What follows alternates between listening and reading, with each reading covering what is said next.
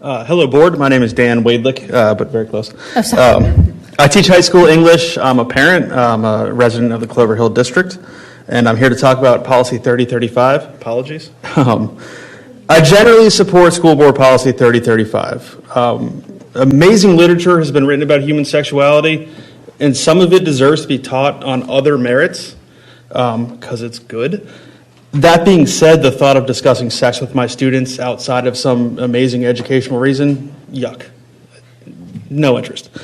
So I'm okay with justifying explicit text in my syllabus, and I'm okay with preparing reasonable assessments and alternative assignments.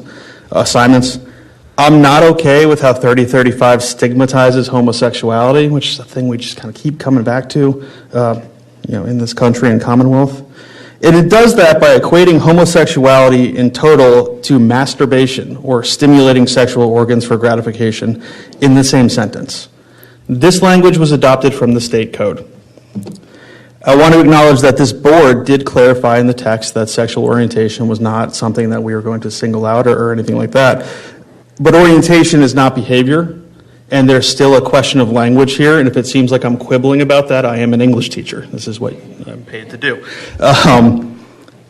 The fact that this language is in the state code, to me, is backwards nonsense. I figure we're well past the time when we equated being gay with sexual deviancy. Same way in Virginia, we used to think that interracial marriage was deviance, and we've learned our lesson.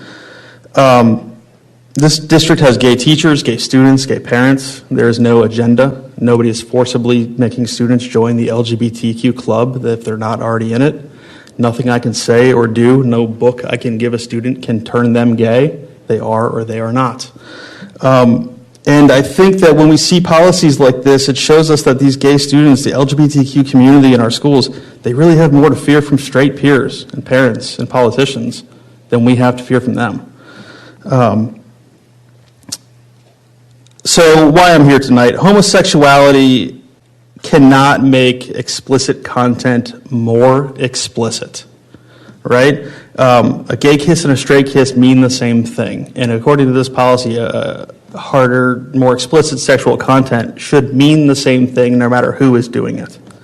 What I request, and I understand that there's a matter of state requirements and mandates, I request that this board amend 3035 or clarify it that text with same-sex sexual content, not just characters of different orientations, are judged to the exact same standards as other text. I wish we could go a little bit further and make that explicit.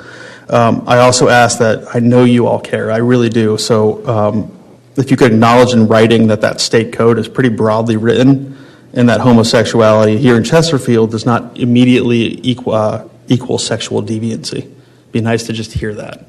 That you're not deviant just for being gay. This policy makes kids afraid of you. Just it does. You're faceless people, to them, and they hear this, things are getting banned or things like that. They're afraid. So let's make it not the case. One last thing is a public service announcement. I think our community should remember Matthew 7:3. Jesus reminds followers to look to their own eyes first. Many parents give children smartphones, which are the greatest tools for accessing obscene material on demand ever invented. So I would say parents of the county board, maybe you can remind them, check your parental controls. Your students are using those phones instead of doing the reading in my class anyway. Board, thank you for your time. This is what our legislators tell us parents need. We have an opportunity to do better on behalf of our kids and signal to them how much they matter. Thank you. Thank you.